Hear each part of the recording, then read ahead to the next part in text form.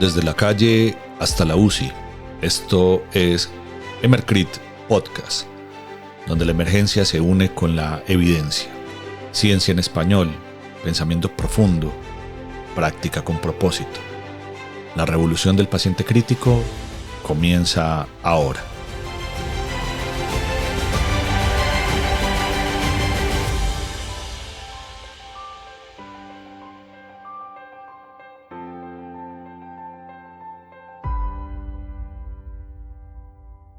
Bienvenidos todos a este espacio de discusión para el paciente crítico, desde el escenario prehospitalario hasta la unidad de cuidado intensivo.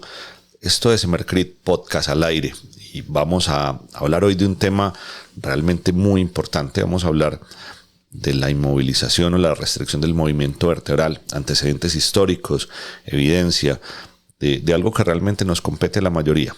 Y probablemente la razón fundamental es que quien está inmerso en la práctica clínica prehospitalaria se ha tenido que enfrentar precisamente al uso de una tabla espinal o una férula espinal larga o un collarín cervical, a tener que hacer una extracción vehicular.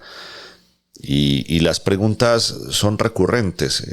Básicamente hacemos algo que puede tener casi 100 años y nos preguntamos permanentemente si es útil, no es útil, porque se generan bastantes discusiones y porque hemos sido testigos de un cambio significativo en la filosofía, de algo que aparentemente era indiscutible, algo que prácticamente era un dogma, a llegar al punto en el que se cuestiona si realmente tiene utilidad. Vamos a ver cuáles son sus cimientos, esto cómo aparece y realmente cuáles son los fundamentos por los que realmente vale la pena tenerlo en consideración. Básicamente, como todos los episodios de este podcast, muchos de los aspectos son aspectos que son discutibles y que son bastante polémicos.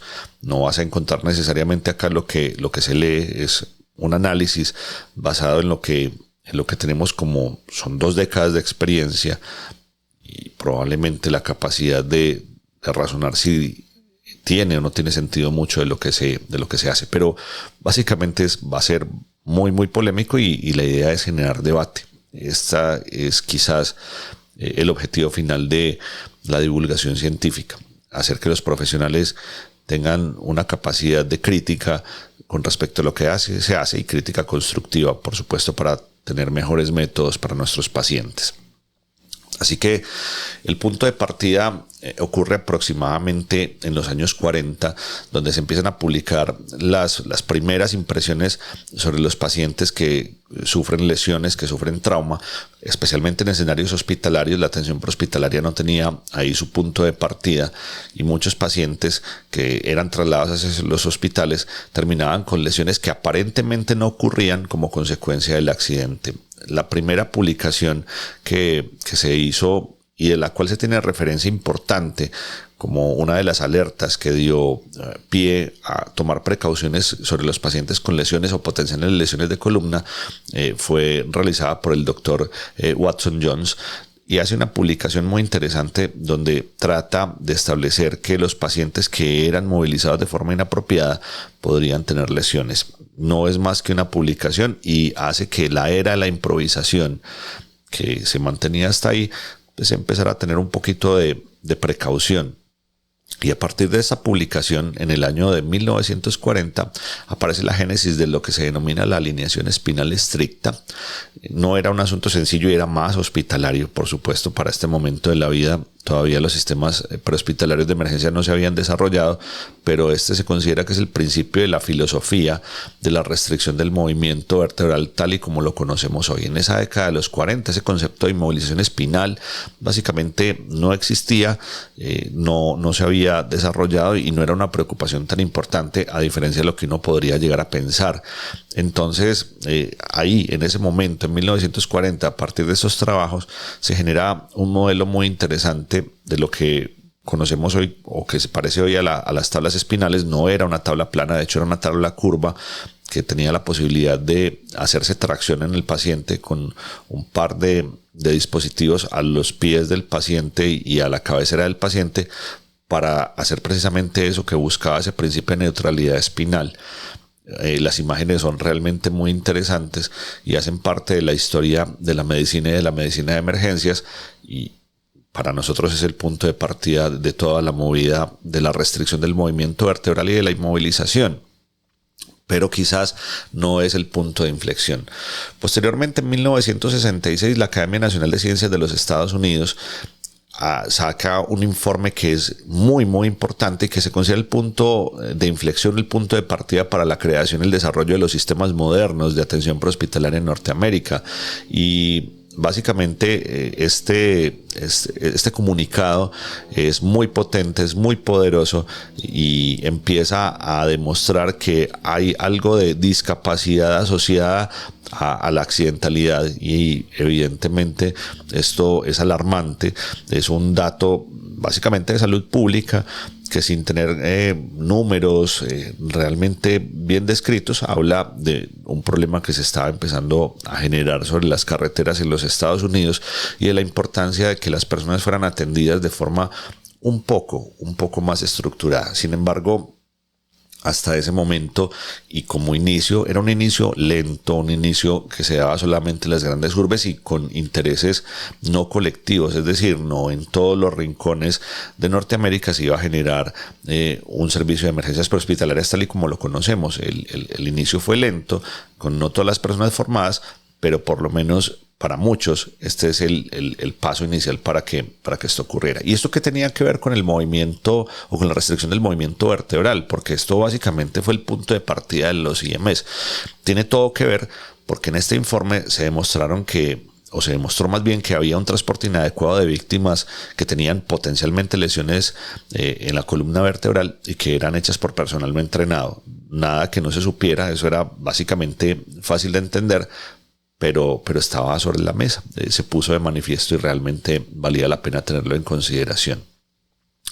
En 1959 se publica algo bien interesante, y es que la mayoría de las autoridades estaban de acuerdo con las publicaciones de los años 40, donde los pacientes que tenían lesiones toracolumbares podrían ser trasladadas o transportadas en decúbito prono para disminuir las lesiones. Eso se creía en ese momento, se pensaba que era lo más adecuado y básicamente no se discutía, pero habían diferentes opiniones con respecto al transporte en supino en pacientes con lesiones cervicales y si valía o no valía la pena pensar en otros dispositivos adicionales. Ahí se pensó en la importancia de una tabla espinal sobre una superficie rígida, porque probablemente se pensaba para ese momento, inicio de los años 60, que los pacientes les podía ir un poco mejor.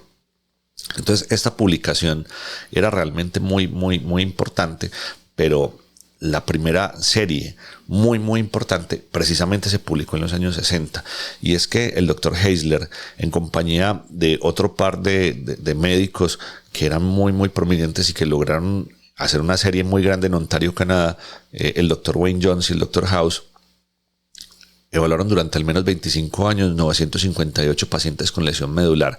Era algo bastante sencillo. De esos pacientes, simplemente ellos tomaban los pacientes conscientes y tomaban datos de lo que ocurrió. Les hacían un interrogatorio más o menos organizado y les preguntaban cómo había sido la atención. Y ellos, con esos 958 pacientes durante ese periodo de tiempo, se dieron cuenta que muchos pacientes no tenían trauma o no tuvieron lesiones importantes en el momento del incidente, sino que fue probablemente muchos de ellos después de la manipulación, después de que los ayudaron. Básicamente, y en palabras simples, no era el accidente, sino que fue la atención hecha de forma inadecuada, de forma irregular. Entonces este artículo publicado y realmente difundido fue un punto de inflexión muy importante y fue el que realmente abrió los ojos del mundo médico a la necesidad de actuar con precaución desde el primer contacto, desde el momento inicial y no desde el momento que llegaran al hospital, y entender que cada movimiento que era inadecuado podía convertir una fractura inestable en una catástrofe neurológica. Entonces esto se convirtió definitivamente en un caldo de cultivo que dio origen al concepto de manejo espinal con precaución extrema, que se convirtió en una filosofía que nos acompaña prácticamente hasta el día de hoy, y que pues esto va a derivar del uso de los collares cervicales, de las tablas, de los dispositivos tipo Scoop, de los colchones de vacío.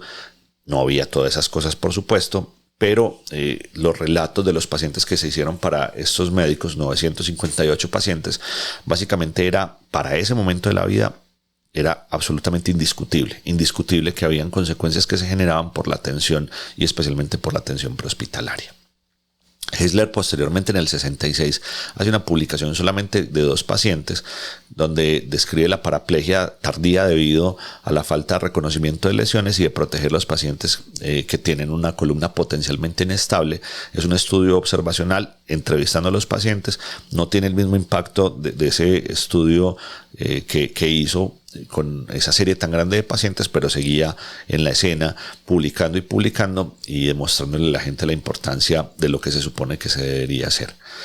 Pero la publicación, yo creo que top, que cambia todo, la hace el doctor Farrington, el que para muchos, incluyéndome, consideramos el padre de la atención prehospitalaria moderna. El doctor Farrington en uno de los boletines de la American College of Surgeons publica un artículo que se puede todavía encontrar en internet, que es muy muy bonito y es un relato muy interesante que se llamaba Muerte en una zanja. Este artículo publicado en 1967 básicamente era un relato de un accidente que sufrió un paciente que se llamaba John Burroughs. Él iba junto con su esposa y en una carretera rural de los Estados Unidos tuvo un accidente y él básicamente describe cómo lo extrajeron de su vehículo los voluntarios de los servicios prehospitalarios de emergencia para ese momento.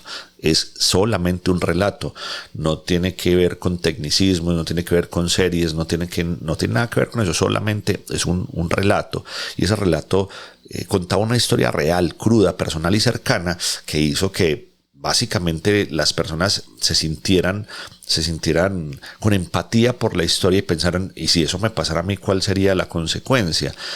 Básicamente este texto, esta historia se volvió, vamos a llamarla viral para su época en la forma de difusión, porque fue mucho más cercana para cualquier lector médico y para cualquier lector en particular. No eran datos epidemiológicos a los que solamente tenían acceso los especialistas, sino muchas personas. Y fue el punto de partida para entender que el trauma no solo genera la lesión y no solo mata, sino que lo mata también el mal manejo.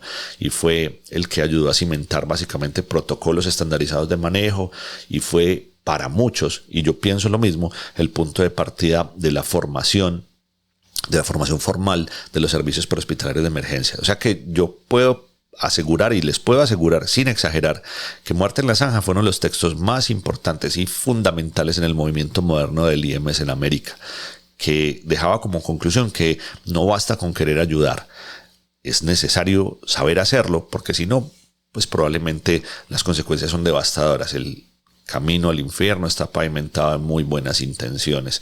Se empiezan a generar y a formar profesionales, y posteriormente ese texto, el doctor Farrington no se queda solamente con un relato y con una historia, sino que es el autor de un libro fundamental, que es el libro Naranja, el libro que todos conocemos hoy como el libro Naranja, que ya va en su 11ª edición y que ahora está disponible en muchos idiomas, y que yo tengo la gran fortuna de ser el editor médico en español de esta publicación, y que me siento inmensamente orgulloso de llevar un poquito del legado del doctor Farrington, que para mí y para muchos cambió la historia de la atención prehospitalaria, y que igual lo consideramos como el padre moderno de los servicios de emergencias médicas y de la atención prehospitalaria. En 1971, en el libro Naranja, que era el libro como de trauma y de pacientes lesionados, decía que había que inmovilizar la columna vertebral cuidadosamente, evitando el movimiento excesivo y anormal. Nada muy protocolizado, pero realmente muy potente.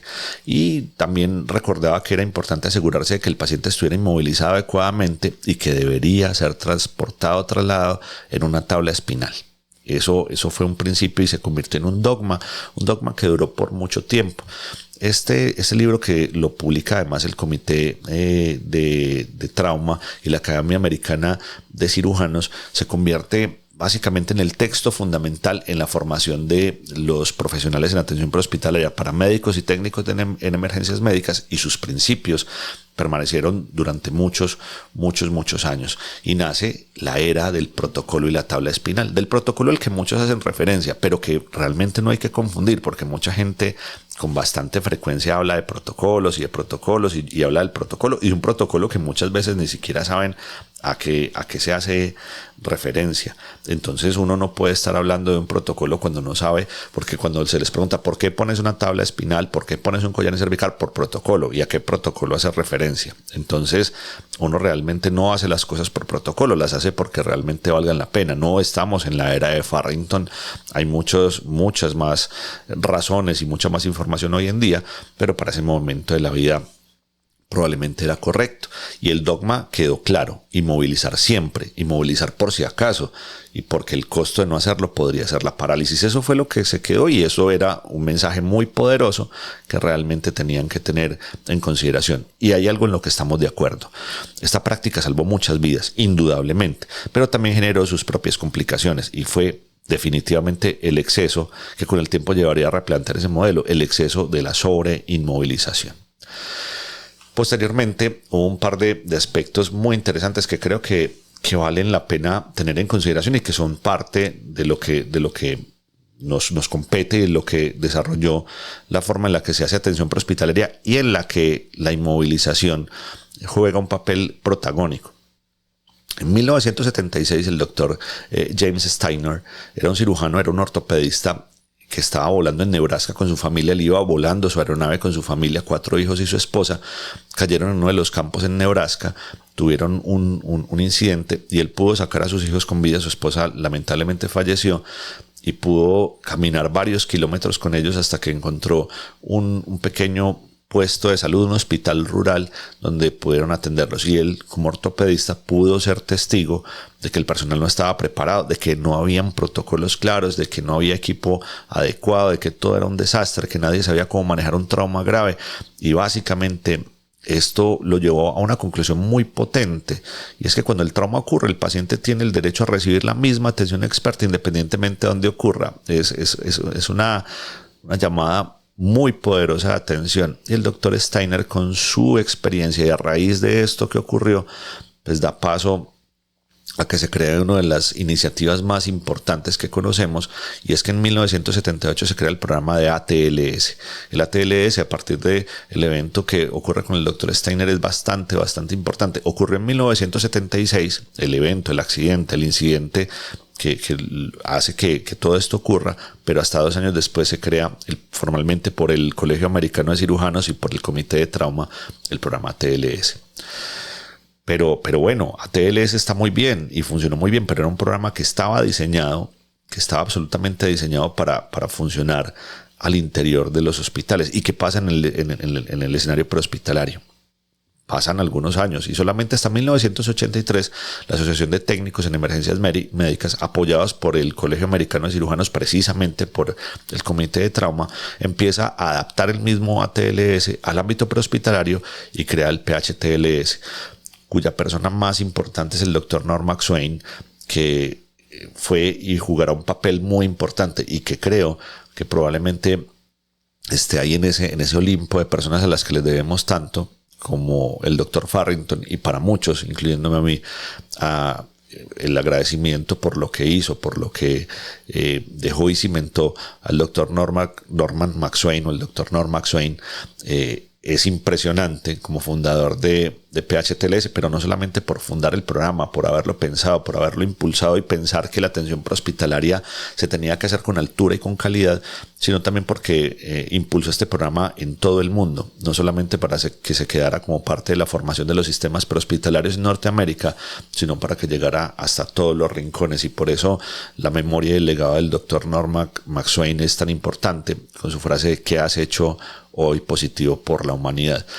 Así quedaron las cosas, aparecen las versiones de PHTLS, se refina un poco la forma en la que se hace, salen collares cervicales un poco más adecuados, las tablas de espina larga dejan de ser de madera y se convierten en tablas plásticas. Todas las ambulancias en todos los lugares tenían al menos una tabla, porque era el principio fundamental. Y solamente hasta 1996 De Lorenzo hace una publicación en la que se empieza a cuestionar esto, y dice que es que la inmovilización cervical es uno de los procedimientos más realizados por los sistemas prehospitalarios de emergencia, a pesar de la falta de datos que confirmen sus resultados positivos. Y esto es muy interesante porque empieza a cuestionar una cosa que era prácticamente incuestionable, como si fuera dogmática, y eso lo hemos mencionado. Entonces, hay algo que acalla un poco las conciencias, pero que sigue siendo importante. En Neurosurgery en el 2013 publica algo que es interesante. Dice que aunque la inmovilización de la columna cervical después de un traumatismo no está respaldada por evidencia clase 1 o clase 2, claramente lo reconocen, no hay ensayos clínicos aleatorizados que hayan demostrado que esto tenga algún impacto positivo. Ellos defienden esta práctica y dicen que es efectiva y probada en el tiempo y que se basa en consideraciones anatómicas, en consideraciones mecánicas, biomecánicas, y que el intento por prevenir lesiones es una buena práctica y que además es una práctica loable y que además está respaldada por años de trauma acumulativo y experiencia clínica. Esto por lo menos responde de manera escueta a los que se empiezan a inquietar, pero no deja tranquilo a todo el mundo, porque aunque es una buena intención, las buenas intenciones tienen que ser probadas. Todas las buenas intenciones en medicina tienen que ser probadas, especialmente si tienen un costo. Y esto tenía costo. Utilizar collarines cervicales tiene un costo. Y uno simplemente no hace las cosas por precaución. Imagínense, si uno hiciera todo por precaución, el costo de salud sería prohibitivamente alto. Entonces, la pregunta que se empieza a generar es si la inmovilización previene el daño medular, y tratar de responder esa pregunta es un lío. Y para poder responder esa pregunta, básicamente hay que tratar de establecer qué tan comunes son las lesiones cuando podemos evaluar en todos los pacientes cuántos de ellos realmente sí están lesionados. Y eso se constituye en un problema mayor, especialmente porque no todos los países hacen o tienen datos epidemiológicos para eso. No todos tienen una base de datos de trauma y no todos pueden llegar a responder esas preguntas. Muy desafortunadamente, para la mayoría de los países en Latinoamérica ahora se están llevando a cabo datos epidemiológicos y recabando datos, pero antes no ocurría.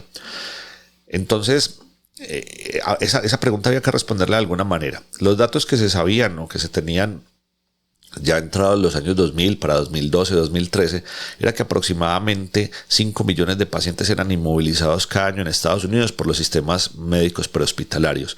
5 millones de collarines cervicales probablemente se utilizaron, y encontraron que aproximadamente lesiones medulares ocurrían 54 casos por millón de habitantes, 17,000 por año. Son importantes indudablemente, valen la pena, son un problema de salud público, pero quizás la sobreinmovilización y el uso de recursos era muy alto, era mucho más alto. Había que buscar alternativas a lo que estaba sucediendo, porque en términos económicos es bastante valioso. Un grupo muy importante que tiene varios profesionales que van a ser muy importantes más adelante en esta charla. El Dr. Lowery, por ejemplo, que es una de las personas que participó en el estudio Nexus, que vamos a discutir con detalle, también hizo una evaluación muy importante multicéntrica, donde encontraron registros de 33,922 pacientes que se incluían, para tratar de establecer de ellos cuántos tenían lesión cervical. Encontraron que de los 33,922, 818 pacientes tenían lesión cervical, un 2.4% de los pacientes, o sea que parecía que no era una cantidad tan importante. No estoy hablando que sea despreciable. Para esas 818 personas su vida cambió de forma radical, pero muchos de ellos fueron tratados como si tuvieran lesión cervical, así que el 2.4% desde el punto de vista estadístico es una cantidad muy baja de pacientes con respecto a los que se sospechaba que podían tener lesión cervical. A todos ellos se les hicieron series de traumas, radiografías, se les puso collarines cervicales y quizás no estaba justificado. Teníamos que empezar a actuar de forma consciente, porque si bien es cierto, esos 818 necesitaban haber sido protegidos, nada nos asegura que las lesiones hayan ocurrido como consecuencia de la tensión y no del trauma propiamente dicho, pero sí necesitaban, por supuesto, una precaución para que su lesión no empeorara. Entonces, se seguían discutiendo cosas, se seguían discutiendo aspectos, y tratar de ser más restrictos en la inmovilización quizás no era la respuesta, era seleccionar quién era adecuado para ser inmovilizado, y se termina generando esa discusión eterna de la que todos en algún momento participamos. El asunto del círculo cerrado de si pongo un collarín cervical, entonces pongo tabla, y si pongo tabla, pongo bloques laterales, y que la justificación de una terminaba justificando la otra, tratando de tener algunas particularidades, porque entendíamos un principio que llamamos como el principio del reloj de péndulo. Si yo le pongo un collarín cervical a un paciente con un cuello que no se mueve, pero el cuerpo se mueve, pues finalmente el cuello se termina por mover. Y este círculo vicioso se ha permanecido y permanecerá en el tiempo por obvias razones, porque finalmente se sigue actuando a partir del principio dogmático descrito en los 60 y no se ha abandonado mucho esa práctica clínica, porque también entendemos que muchas veces cuando se hace atención prehospitalaria por profesionales que no tienen gran formación, finalmente lo mejor que le pueden dar a un paciente, con todas las mejores intenciones, pero lo mejor que tienen para hacer por ellos es ponerles un collarín en una tabla, y quizás los proveedores están muy tranquilos, los profesionales están muy tranquilos, entendiendo que hicieron algo por el paciente, que esto fue el gran trabajo y se sienten muy orgullosos, así no hayan podido hacer mucho en términos de manejo de la vía aérea, de buscar lesiones potencialmente letales, de reanimar a un paciente adecuadamente. Solamente la tabla y el collarín les proveen un poco de tranquilidad, de sentir que algo se hizo. Es muy difícil trasladar a alguien sin hacerle nada porque no tengo nada más que proveerle. Así que siguen pasando bastantes cosas, la gente se sigue inquietando, y hay una publicación muy interesante que les voy a recomendar y que en las notas de pie se las voy a dejar para que la revisen. Ensberg y varias personas, en una publicación que se hace en el año en el 2013, si mal no estoy, en el Journal de Emergencias Médicas, es bien interesante. Utilizan una jaula para poder simular más o menos una cabina de un vehículo. Utilizan algunas cámaras para evaluar el movimiento y cuantificar el movimiento del cuello relativo con respecto al torso, y utilizan 4 técnicas de extracción diferentes. Utilizan férulas de Kendrick y de Oregon, los chalecos de extracción conocidos. Utilizan las técnicas habituales para poder hacer una extracción rápida. Utilizan una extracción un poquito más manejada, un poquito mejor hecha, y la última es autoextracción del paciente. Le ponen un collarín y le dicen al paciente que se autoextraiga, y el resultado fue brutal, porque el que menos movimiento tuvo con respecto al cuerpo fue el paciente que se pudo autoextraer.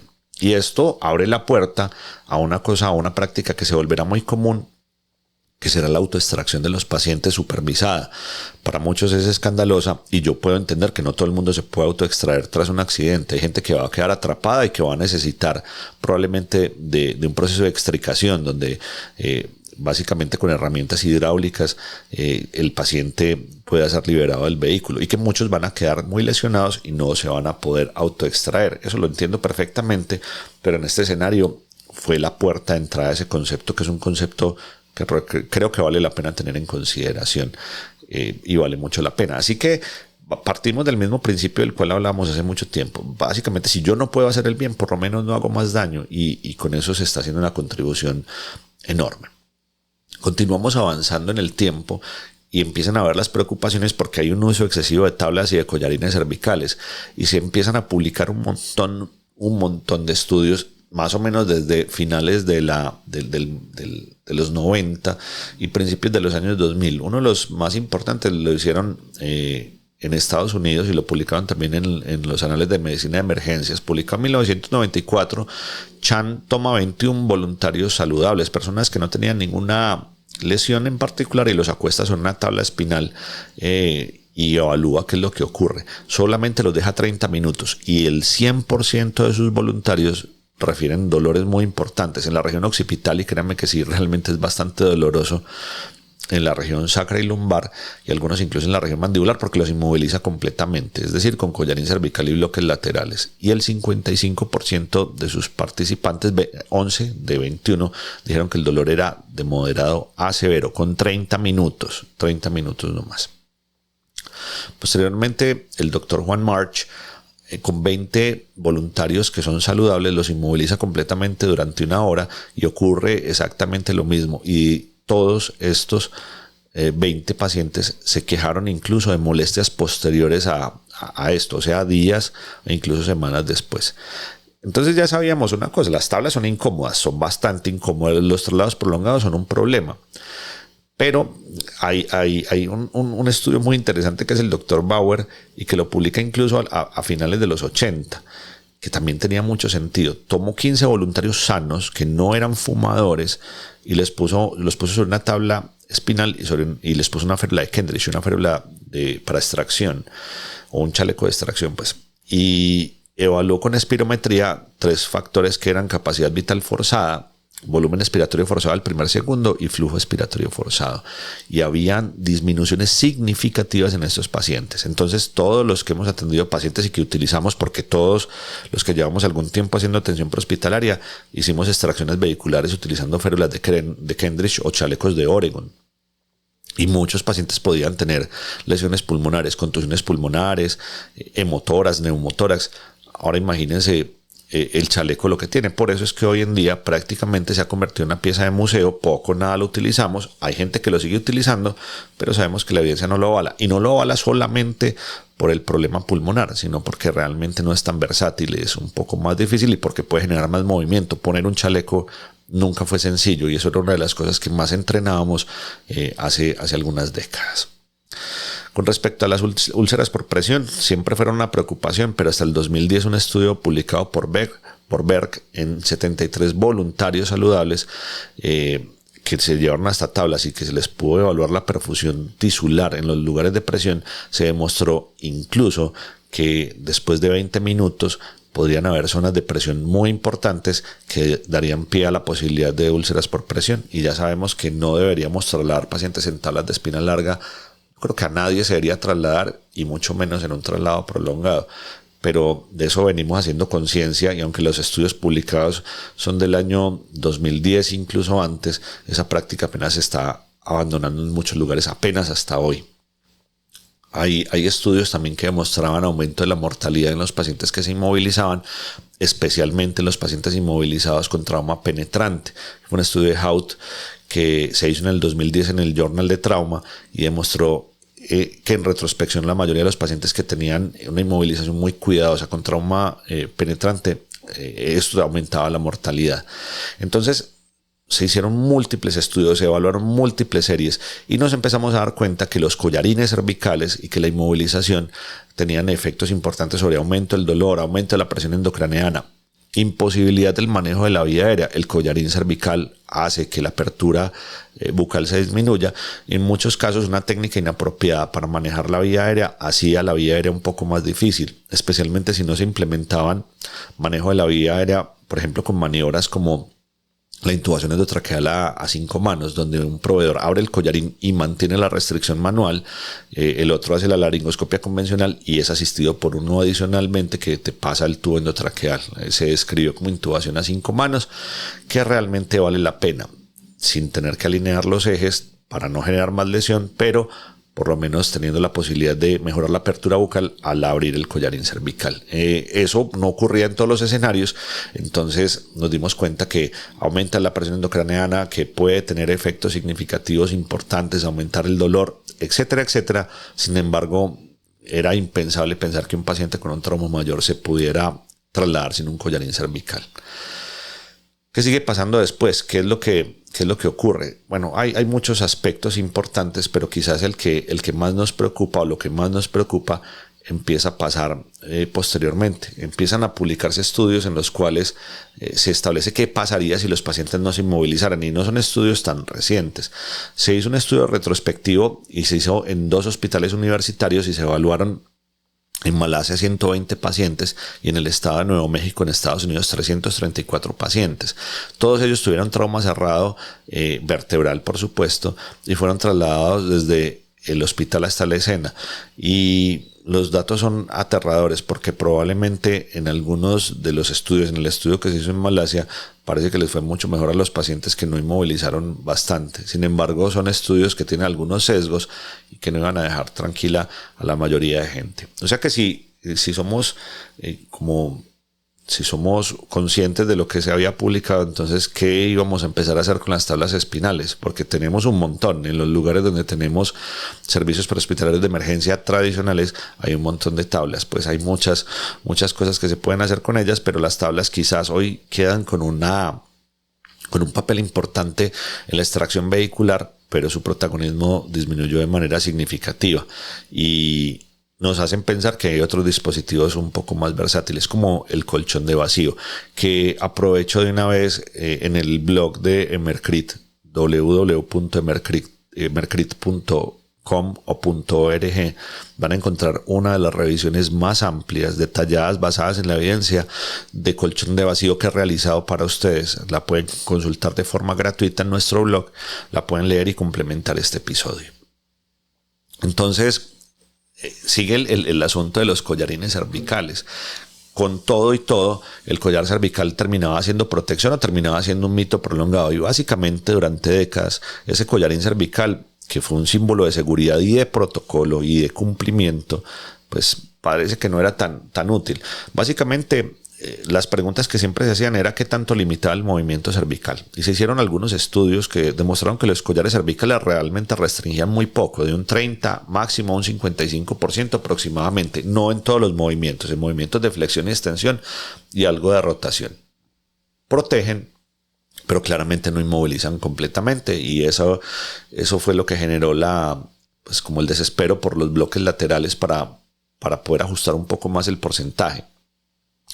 Era absolutamente ridículo pensar que un dispositivo de un solo tamaño, así fuera graduable, podría ser utilizado en tantos cambios poblacionales, y todos los profesionales prehospitalarios que en este momento me están escuchando saben que nos enfrentamos a múltiples problemas relacionados con el tamaño en pacientes obesos, en pacientes más pequeños, utilizando incluso collarines cervicales pediátricos en mujeres delgadas y pequeñas.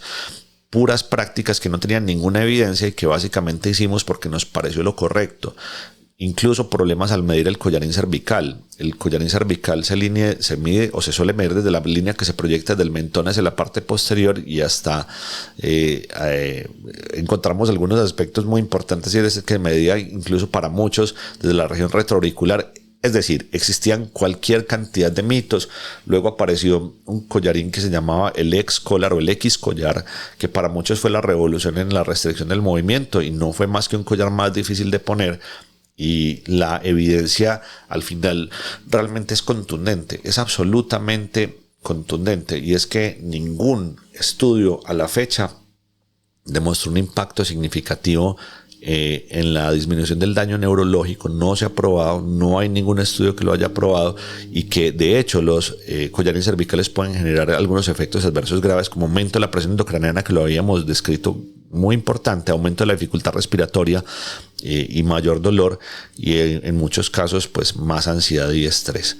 Así que un collar cervical sin criterio es solo un pedazo de plástico que está apretando el cuello y no reemplaza el juicio clínico. Los collares cervicales pueden tener algunas indicaciones, pero las indicaciones hay que utilizarlas de forma correcta. No quiero que se interprete que no se le debería poner un collarín cervical a nadie.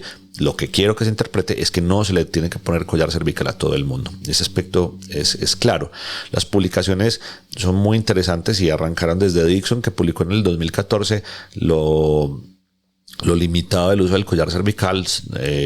Sonnenström publicó en el trauma escandinavo de Resuscitation en el 2014 que no hay evidencia concluyente sobre la predicción del daño neurológico, y es un estudio muy bien hecho. Y Davis desde el 98 es el primero en documentar el aumento de la presión endocraniana con los collares rígidos. Llega uno de los datos más importantes y uno de los que más llama la atención, el estudio Nexus. Vamos a hablar un poquito de Nexus y vamos a hablar las cosas como son. Necesitamos hablar de Nexus porque Nexus sigue teniendo publicaciones y la gente sigue defendiendo Nexus. Entonces, ¿el Nexus fue el fin del dogma o el inicio del juicio clínico? Eso es una de las preguntas importantes. Durante más de 30 años, la medicina prehospitalaria vivía bajo el principio incuestionable de inmovilizar a todos los pacientes con sospecha de trauma espinal. Sin embargo, ese enfoque, por si acaso, por si de pronto, realmente solo llevó sobreinmovilización con todas las consecuencias adversas. Entonces, ¿será que el estudio Nexus fue un punto de partida para que esto no ocurriera? Entonces, hay que agregar algo importante. El estudio Nexus, que significaba National Emergency X-Ray Utilization Study, que fue dirigido por el Dr. William Hoffman, que incluyó 34,000 pacientes en centros de trauma, un estudio multicéntrico en los Estados Unidos, se diseñó, escuchen bien, se diseñó específicamente para tomar decisiones sobre radiografías. De hecho, el estudio lo dice, National Emergency X-Radiography Utilization Study. No era para tomar decisiones y no es una regla predictiva prehospitalaria de lesión vertebral, porque además era un estudio para lesiones cervicales. Entonces, me parece absurdo cuando todavía la gente piensa que es la panacea absoluta, que es el estudio indiscutible, porque es útil, nadie dice que no, pero no es un estudio que contemple lesiones en toda la columna, es un estudio para lesiones cervicales y eso fue lo que ocurrió. Se sacaron los criterios, el doctor Hoffman trata de establecer cuáles eran los criterios más importantes, y es que los pacientes que podrían ser considerados de bajo riesgo de lesión cervical eran aquellos que cumplían 5 cosas: que no habían o no tenían dolor cervical a la palpación, que no tenían ningún tipo de déficit neurológico, que no tenían alteración del estado mental, que no estaban intoxicados y que no tenían lesiones distractoras o fracturas abiertas, otras lesiones. Y que si el paciente cumplía todos estos criterios, el estudio concluyó que la probabilidad de lesión era extremadamente baja y que quizás no iba a necesitar la serie de traumas, la radiografía P, la P boca abierta y la lateral. ¿Por qué fue revolucionario? Básicamente porque permitió por primera vez descartar lesiones cervicales en forma segura sin necesidad de estudios de imagen, y eso realmente valió mucho la pena. Y aunque el enfoque era hospitalario, la lógica fue rápidamente adoptada en el sistema prehospitalario como una herramienta de evaluación clínica. Y eso fue simplemente hecho porque parecía muy llamativo, pero no se hizo basado en la evidencia. Nunca inicialmente se hicieron estudios, y esto aparece en muchos textos muy, muy reputados. Pero si un paciente cumple criterios de alto riesgo, pues se le ponía un collarín cervical, y si no los cumplía, pues se podía manejar sin collar y sin tabla. Fue el pensamiento que ocurría, pero tiene sus limitaciones. ¿Y cuáles fueron las limitaciones? Es un estudio que se hizo para uso hospitalario, que eran pacientes completamente evaluables, que eran pacientes colaboradores. No ha sido validado de forma consistente en el escenario prehospitalario, especialmente en pacientes con compromiso neurológico, pacientes con politrauma o que tengan o en los que haya acceso limitado al examen físico completo. Básicamente, Nexus nunca va a sustituir el juicio clínico ni la evaluación dinámica en la escena, y además Nexus tiene una excelente sensibilidad, pero tiene una especificidad bajísima, y es excelente para descartar lesiones, pero tiende a sobreclasificar. Ese aspecto es importante. Entonces se puede utilizar Nexus en la calle.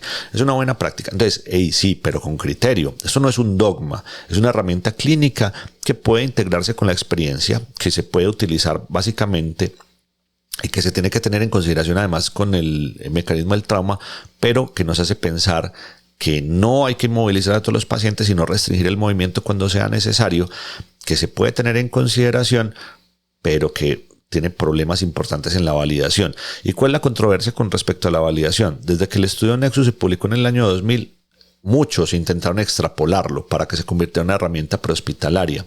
Y pues después de todo, los criterios parecen clínicamente simples y razonables. Eso es lo que parece, ¿cierto?, para aplicar en la escena. Pero viene un problema. El estudio original fue hospitalario, hecho en salas de urgencias con personal médico entrenado y en un entorno controlado. Cuando se intentó llevar Nexus a las calles y documentarlo, las cosas no salieron para nada bien. Se tienen algunos estudios importantes de validación. El primero se hizo por Strutt en el 2001 y se publicó en el Pre-Hospital Emergency Care. Y decía que muchos paramédicos entrenados intentaban hacerlo, muchos no entrenados, o sea que había algo de disparidad en el entrenamiento, y había una variabilidad muy importante en cómo interpretaban los criterios como lesión distractora o dolor distractor y alteración del estado de conciencia. ¿Cuál era el punto de partida? Así que lo hizo muy difícil. Baut, en el 2002, en Anales de Medicina de Emergencias, hizo un estudio observacional en pacientes evaluados por paramédicos y encontraron que los criterios eran muy difíciles de aplicar en forma confiable en pacientes politraumatizados y que tenían algo de alteración del estado de conciencia o intoxicación, que era básicamente una de las cosas para las que no estaba diseñado el estudio. En el 2004, Haswell publica en el Pre-Hospital Emergency que era algo muy interesante, y es que intentaron adaptar Nexus como una guía prehospitalaria, y aunque reportaron una sensibilidad muy buena, y eso ya lo sabíamos de entrada, los propios autores, Haswell y sus colaboradores, advirtieron que su aplicación requería entrenamiento y no era adecuada para todos los contextos. Y quizás la última vez que se trató de adaptarlo hizo Leonard en el 2011 en el Journal de Trauma, y analizaron pacientes prehospitalarios en quienes aplicaron Nexus, y aunque la sensibilidad fue alta, que ya se sabía, la especificidad fue muy baja y casi todos los pacientes terminaban siendo posibles candidatos a inmovilización. En otras palabras, sirve para no dejar pasar lesiones, pero genera sobreinmovilización, ya lo sabíamos. Así que hay muchos problemas metodológicos en muchos de los estudios. La mayoría de los estudios eran observacionales, retrospectivos y no había control, y que la aplicación de los criterios dependía siempre de un juicio clínico subjetivo, especialmente con variables como intoxicación o lesión distractora no definidas o no se definió, y este es el momento en el que no se ha definido, y que no incluyen pacientes que básicamente sean difíciles de evaluar por muchas consideraciones. Y por último, uno de los aspectos importantes, la validez externa, básicamente la aplicabilidad en otras poblaciones o regiones está limitada, entonces es muy difícil hablar con toda seguridad. Tienen que dejar de tener tanta fe por una evaluación como la de Nexus, porque ya saben la verdad a través de ella, para que no piensen que es un estudio prehospitalario que está validado de forma adecuada. Entonces, ¿se ha intentado validar? Sí, no es una guía definitiva, puede ser útil, sí, pero no es lo que creen, y ese aspecto es muy importante. Bueno, Alejandro, entonces, si Nexus no, entonces la regla canadiense sí. Pues la regla canadiense tiene algunas particularidades, tratando de traer precisión desde el norte, y es que mientras Nexus se hacía popular en los Estados Unidos, en Canadá les gustaba un toque un poco más fino, más estructurado, y basado probablemente en un examen en la jerarquía de algunos movimientos o intervenciones, y parecía muy inteligente. Y aparece el Canada Spine Rule, el CCR, que se publica en el año 2001. El doctor Ian Steele fue el autor y se publica en una revista muy interesante que es en el Journal de la Asociación Médica Americana, en JAMA, y el propósito era claro, era absolutamente claro, era crear una herramienta clínica para decir cuándo hacer radiografías cervicales, Una vez más, era básicamente la competencia de Nexus, nunca fue para tomar decisiones. Básicamente se evaluaban pacientes de alto y bajo riesgo relacionados con el mecanismo de lesión, con el riesgo de mover el cuello, con el riesgo de rotar el cuello, y esos aspectos parecían claros. La regla canadiense claramente es un poco más difícil de llevar a cabo, de evaluar y de estudiar que los criterios de Nexus, que básicamente eran criterios. Acá sí hay que hacer una evaluación clínica. Y demostró que era mucho más precisa que Nexus, que de hecho tenía una sensibilidad mayor al 99%, que tenía mayor especificidad. La del Nexus era muy mala, era del 13%, la de la regla canadiense era del 45%, disminuyendo significativamente las radiografías innecesarias, parecía mejor estructurada, menos ambigua con los términos de distracción o lesión distractora y paciente intoxicado, porque habría que definir a partir de cuál momento se consideraba intoxicado, pero también tenía limitaciones claramente. Y es que al igual que Nexus, fue validada en entornos hospitalarios y no en las calles ni en ambientes prehospitalarios hostiles, que necesita la cooperación completa del paciente. Por tanto, no es aplicable cuando hay alteraciones del estado de conciencia, cuando los pacientes tienen trauma mayor. Y pues obviamente tiene un menor uso porque es más difícil de utilizar, es más compleja para memorizar y enseñar en campo que Nexus. Así que básicamente la escala canadiense es una herramienta quirúrgicamente precisa si se utiliza bien, pero jamás reemplaza una evaluación clínica completa y no está validada en el escenario prehospitalario de forma definitiva. Y más que una lista de chequeo, puede ser un algoritmo de racionamiento clínico que vale la pena, pero que requiere un paciente que esté alerta, que esté cooperativo y que permita realmente ser evaluado. Y hay estudios, por supuesto hay un estudio de Clayton en el 2006 en el Pre-Hospital Emergency Care, donde evaluaron la aplicación de la regla por paramédicos, y el resultado es muy baja adherencia y mucha variabilidad entre los profesionales. ¿Y por qué? Pues porque muchos pasos requieren interpretación subjetiva. Porque ¿qué es un mecanismo de alta energía? Nunca fue definido de manera significativa, de manera concluyente. Para muchos una u otra podría ser la definición de mecanismo de alta energía. Hoffman, el mismo autor de Nexus en el 2005, en análisis de medicina de emergencia, comparó precisamente Nexus y la regla canadiense, y básicamente advirtieron que ninguna de las dos estaba completamente validada para el entorno prehospitalario. El problema era estructural y ambas dependen de pacientes alertas y de personal entrenado. Y Soderstrom en el 2012 hizo una revisión sistemática que se publicó en el Journal de Trauma Escandinavo, donde concluyó que no hay evidencia suficiente para recomendar la regla canadiense de forma segura en entornos prehospitalarios, especialmente en trauma múltiple, en pacientes intoxicados y con deterioro neurológico. O sea que hace que estas herramientas sean bastante limitadas en una gran cantidad de los pacientes que utilizamos. Así que yo creo que va siendo hora de que vamos despegándonos de este par de herramientas porque su uso es bastante limitado, muy limitado, y empezamos a pensar que hay otras posibilidades. Entonces, ¿por qué falló la validación prehospitalaria? Pues básicamente por falta de aleatorización y control de sesgos. Porque los pacientes seleccionados en la mayoría tienen que ser cooperadores alertas y con bajo o con un trauma no mayor, porque hay una variabilidad muy importante en el entrenamiento y porque realmente es bastante complejo que se haga como herramienta, evaluándolo de forma adecuada. Entonces, la regla canadiense sirve en la calle, puede tener alguna utilidad, pero siempre el juicio será más importante. Posteriormente, llega la última publicación en el 2018 y lo último que vamos a hablar que es el Spinal Motion Restriction, que es un documento, es una declaración de consenso que hace el Comité de Trauma del American College of Surgeons, que lo hace el Colegio Americano de Especialistas en Medicina de Urgencias, de los urgenciólogos, emergenciólogos de ACEPT, y lo hace la Asociación Americana de Médicos que hacen prehospitalaria, en MSP. Y esto nace precisamente por la disparidad que hay de conceptos durante décadas, en los cuales se cambió a partir de este documento el nombre de inmovilización por restricción del movimiento vertebral para que se pensara que si bien es algo importante, no era algo tan crucial como se había pensado. Y a partir de la publicación de esto cambian muchas cosas. Desde la 9ª edición de PHTLS se empieza a adoptar. Tuve la gran fortuna de ser el editor en español de la 9ª edición de PHTLS, y mientras estamos en la revisión del texto se publica precisamente esta declaración de posición y me toca introducirla en la 9ª edición. En español incluso quedó un poco diferente la edición del libro en inglés, porque se pudo cimentar y documentar de manera significativa. O sea que desde la 9ª aparece esta declaración de posición y los puntos en el programa, en el texto PHTLS.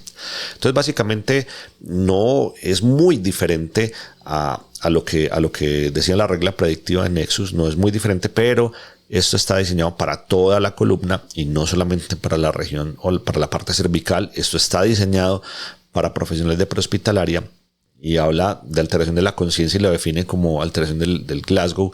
No hace referencia estricta de intoxicación, habla de déficit neurológico, de deformidad anatómica en la columna y de lesiones distractoras, que también vuelve a ser un problema a la hora de la definición. Y estos tienen unos puntos importantes como puntos de partida que cambian el paradigma, y es que definitivamente ya no se habla de inmovilización a todos, sino de individualización.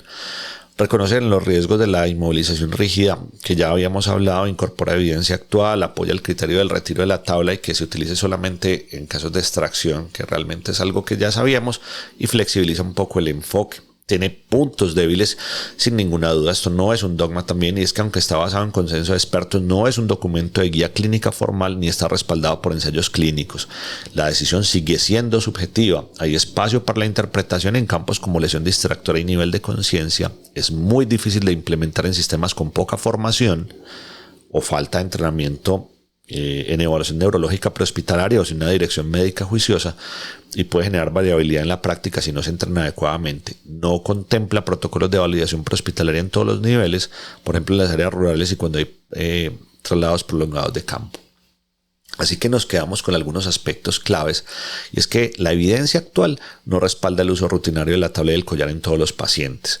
La restricción del movimiento vertebral es un enfoque que tendría que ser pensado de forma individualizada y basada en riesgo y no en el miedo ni en un protocolo automático. Herramientas como Nexus y la regla canadiense son útiles, pero no fueron diseñadas para la calle.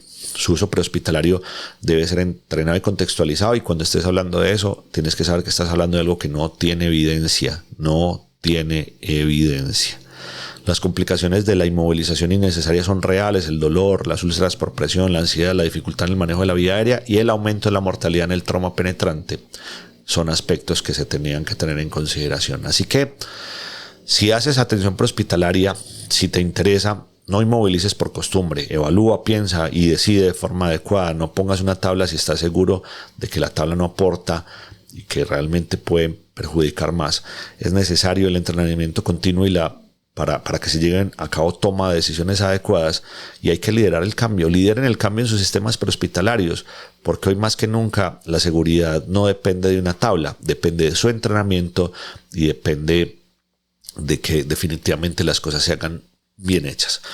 Yo les agradezco enormemente, les pido disculpas, tengo un poco de gripe y el audio no es tan bueno como suele ser. He intentado, ya hasta la tercera vez que lo grabo, pero definitivamente no voy a dejar de hacerles una entrega de un tema tan importante, precisamente porque no son las mejores condiciones de salud, pero aprecio enormemente que se hayan quedado hasta este punto. Recuerden que va a haber una entrada en el blog también de esto con la evidencia para que la puedan revisar y para que la puedan contrastar y profundizar. Y recuerden nuestra cita permanente en este podcast que está diseñado para el paciente crítico. Síganos en nuestras redes sociales de Mercrit y recuerden siempre que este es el punto, es el lugar donde la evidencia se une con la ciencia. Nos vemos en nuestro próximo episodio, donde probablemente hablaremos de todos los detalles, de toda la evidencia y todos los aspectos relacionados al triaje en campo, al triaje prehospitalario. Así que va a ser un capítulo bastante emocionante.